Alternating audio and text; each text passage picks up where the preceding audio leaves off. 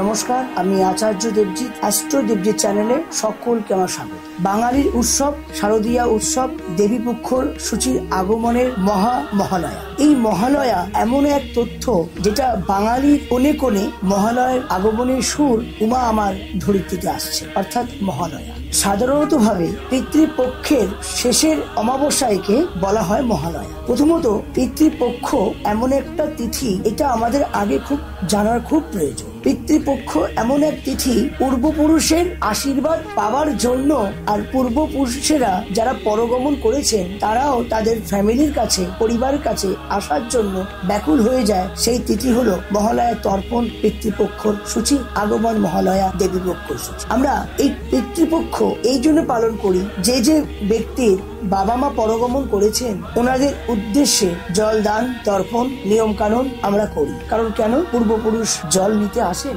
আশীর্বাদ দিতে আসেন, এরই নাম মহাতর্পণ, মহালয়া। আমরা মহাভারতে দেখেছি, মহাভারত শুনেছি, পড়েছি এই পিতৃপক্ষের কিছু তথ্য। মহাভারতে কর্ণ, তিনি রাজা, সকলকে দান করে গেছেন স্বর্ণ সোনা সর্বকিছু, কিন্তু খাদ্য বস্ত্র দান কিন্তু কর্ণ করেন। যখন কর্ণ পরগমন করেন ঈশ্বরের জমকুলে, সেই কর্ণ কিন্তু খাদ্য হিসেবে বিষ্ণুর আশীর্বাদ এবং ভগবানের দয়া তাকে কিন্তু স্বর্ণ হিসেবেই খাদ্য গ্রহণ করাচ্ছে। তখন কর্ণ বলেন যে আমাকে স্বর্ণ এইসব আমাকে দিচ্ছে না, আমি খাবো কি? তখন ভগবান বললেন, তুমি যখন মর্তে ছিলে কাউকে আহার দান করো, তুমি স্বর্ণই দিয়ে এসছো, তাই তোমাকে এটাই খেতে হবে। কিন্তু কর্ণ তো মহাশক্তিশালী, ঈশ্বরের আশীর্বাদ তো তার মাথার উপরে আছে। তো কর্ণকে ভালো রাখার জন্য, জীবনে আরো উন্নতি হবার জন্য এবং স্বর্গলোকে তাতে কোনো কষ্ট না পায়, তার জন্য সব দেবতা মিলে চিন্তা করলেন এই 15 দিনের জন্য তোমায় মর্তে যেতে হবে, 15 দিনের জন্য তোমায় মর্তে যেতে হবে এবং তোমাকে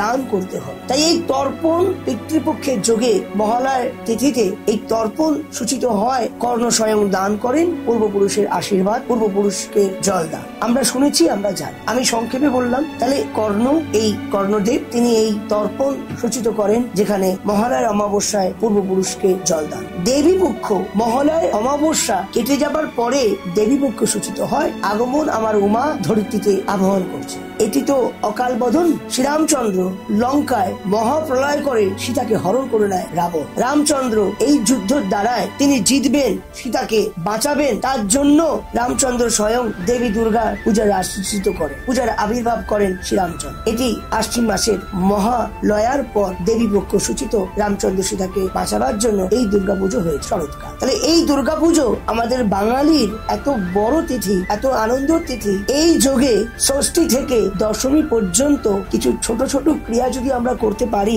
যেভাবে সীতা দেবীকে বাঁচিয়েছিলেন শ্রীরামচন্দ্র, ঠিক তেমনি আমরা এই তিথিতে যদি কোনো ছোট ছোট পূজা পাঠ করতে পারি, আমরা কিন্তু দেবী দুর্গা মায়ের, রামচন্দ্রের আশীর্বাদ আমরা কিন্তু পেতে পারি। আমি কি করব?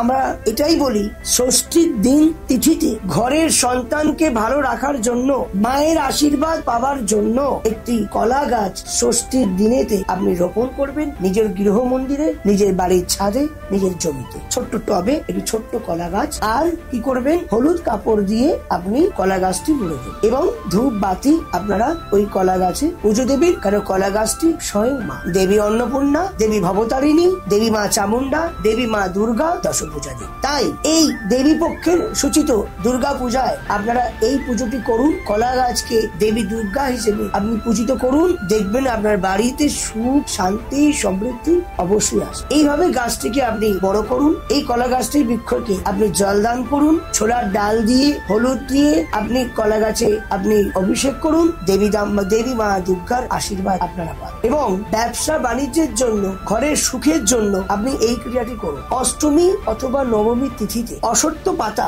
11টি অশ্বত্থ পাতা সংগ্রহ করে আপনি শ্রীরাম শ্রীরাম শ্রীরাম বলে লিখে লাল পেন দিয়ে অথবা তেল এবং সিঁদুর লেপন করে শ্রীরাম শ্রীরাম শ্রীরাম করে লিখে আপনি দেবী দুর্গা মায়ের চরণে নিবেদন করবেন আর মনস্কামনা করবেন। এই ক্রিয়াটি করতে পারলে আপনার ঘরের ব্যবসা বাণিজ্য অনেক ভালো হয়। এটি দেওয়ার পর অষ্টমী যদি দেন, তাহলে নবমীতে সংগ্রহ করে নিয়ে আসার চেষ্টা করবেন। আর যদি আপনি নবমীতে দেন, তাহলে আপনি দশমীর দিনে এটি সংগ্রহ করার চেষ্টা করবেন। বাড়িতে নিয়ে আসার পর এটি আপনার বাড়ির ক্যাশ বাক্স হয়, ব্যবসা বাণিজ্যর যে ক্যাশ কাউন্টার হয়, সেখানে আপনি রাখবেন, 1 বছর রাখবেন। দেখবেন আপনার ব্যবসা ফুলে ফেপে অনেক বড় জায়গায় পরিণত হয়। এই দুর্গাপুজোর তিথিতে যদি আপনাদের পরিবারের কেউ যদি অসুস্থ থাকে, ডাক্তার দেখিয়ে দেখিয়ে ফেড আপ হয়ে যাচ্ছেন, রিপোর্ট দেখছেন নরমাল, অথচ সেই ব্যক্তি কিন্তু অসুস্থ, টাকার পর টাকা, টাকার পর টাকা, টাকার পর টাকা চলে যাচ্ছে, ভেলোর চলে যাচ্ছেন, কিন্তু শরীর ভালো হচ্ছে না। আপনি এই দুর্গাপুজোর তিথিতে যেখানে দেখবেন ছাগ বলি হচ্ছে,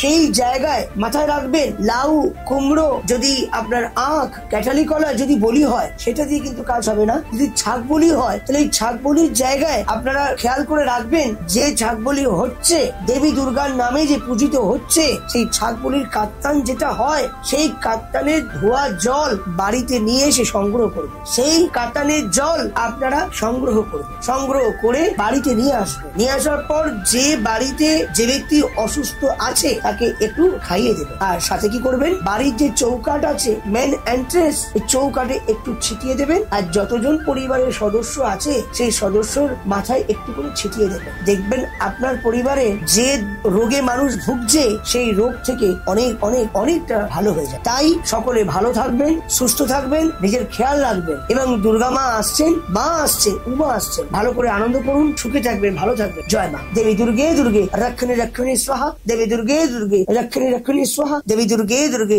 রক্ষণে রক্ষণে স্বাহা।